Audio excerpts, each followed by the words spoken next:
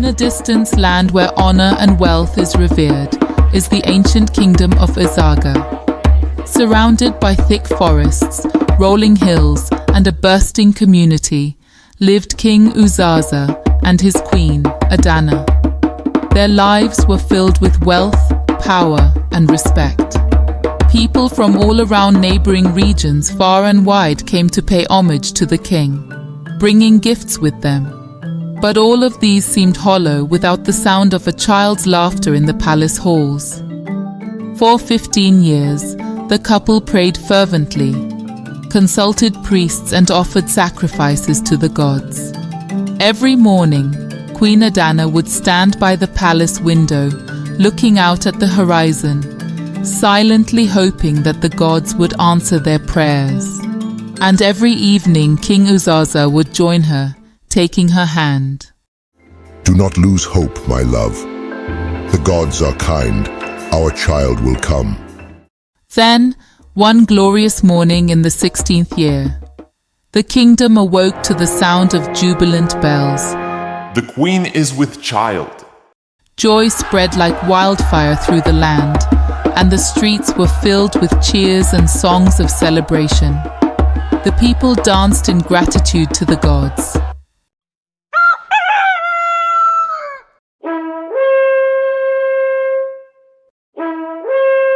Months later, the queen gave birth to a daughter. The arrival of the princess was announced in a royal way. As beautiful as the first light of dawn, her soft cries filled the palace with hope. All the gloom that surrounded the palace was now gone and replaced with sounds of joy.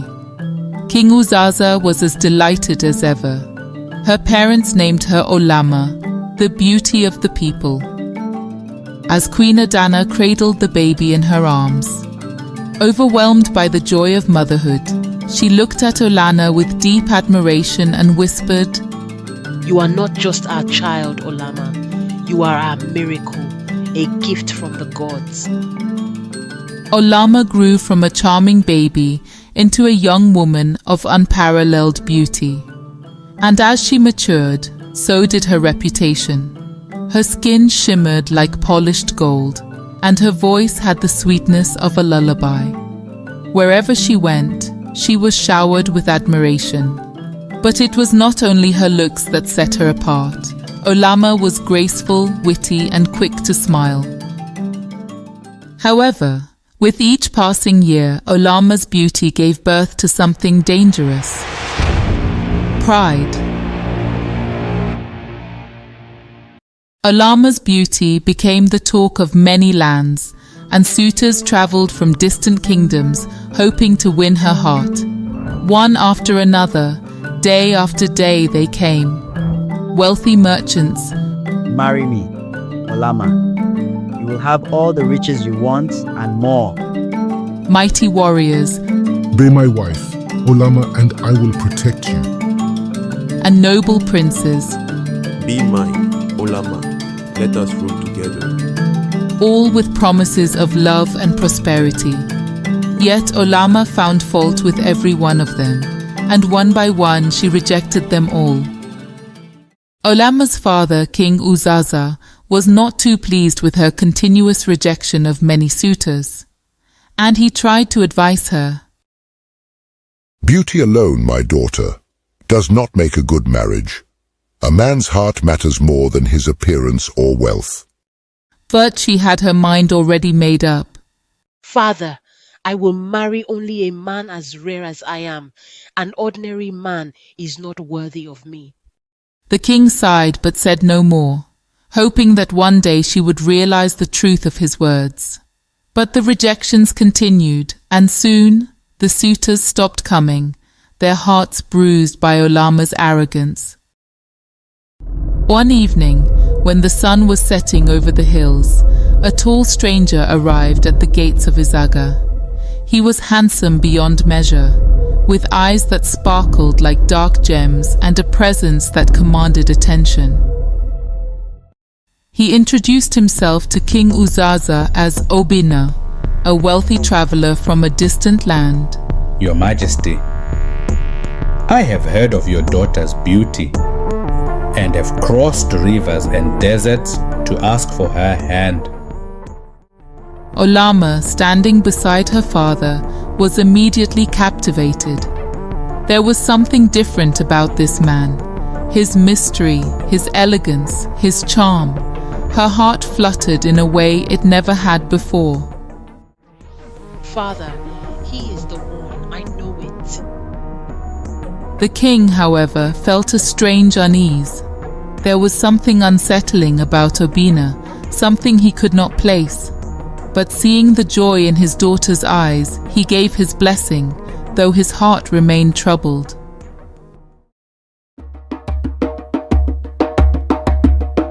The wedding was grand, filled with music and dancing. A wedding fit for a princess.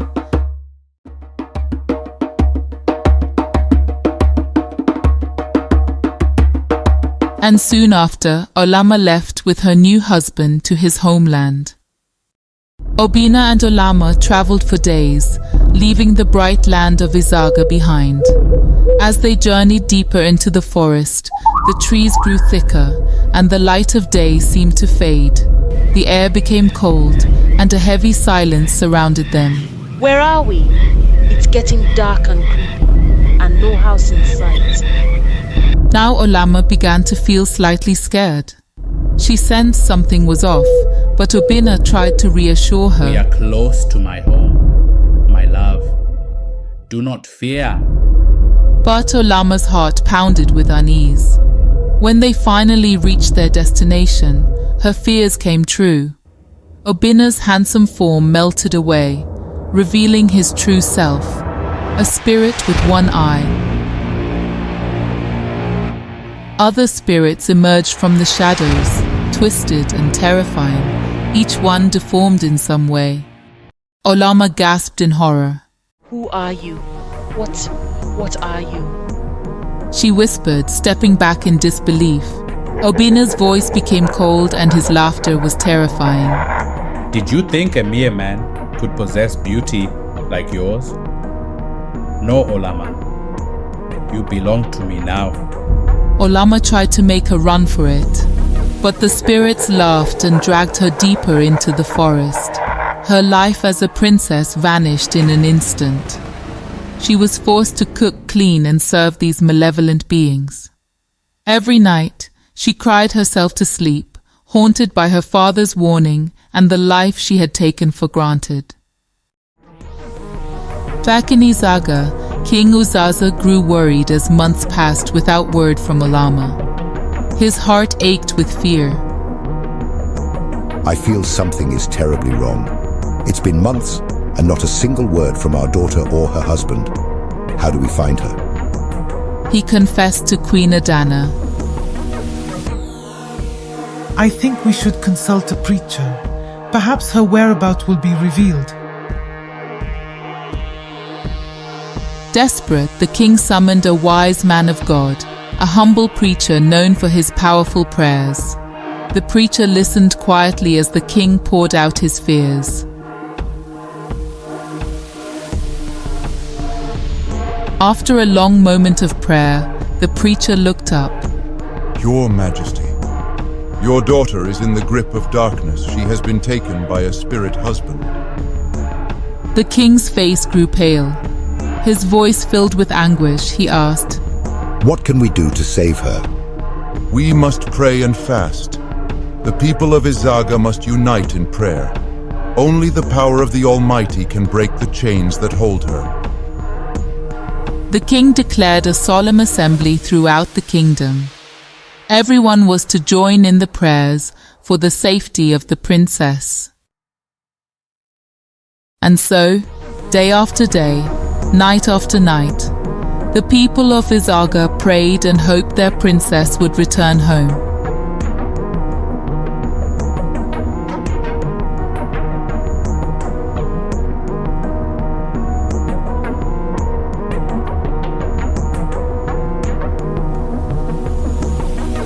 Everyone kept on praying as directed by the preacher.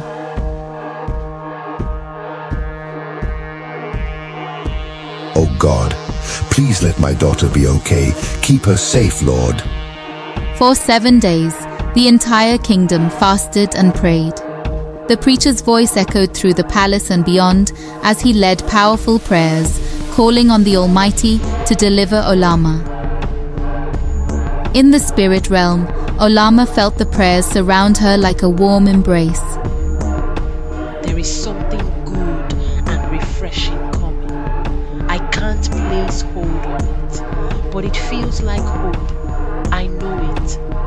Oh Lord, let this be redemption on the way. For the first time in months, hope stirred within her heart. On the 7th night, the preacher's voice thundered. By the power of the Almighty, I command these spirits to release them. His words rippled across realms, shaking the foundations of the dark forest. The spirits howled in fear. One by one, they vanished, their power shattered. Obinna, now weak and defeated, let out a final furious shriek before disappearing into the shadows forever. At dawn, Olamma awoke at the edge of the forest, weak but free. She slowly made her way through the forest in search for home. Meanwhile, villagers began searching for her.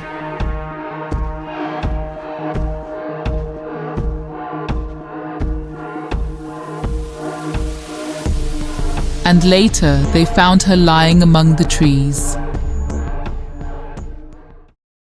They carried her back to the palace, singing songs of victory.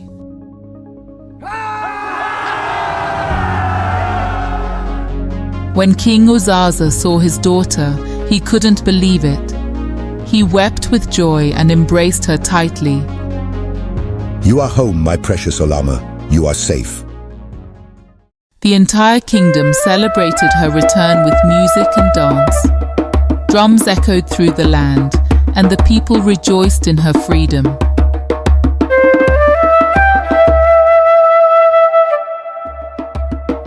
Olamma stood before them in appreciation and humbled by her experience.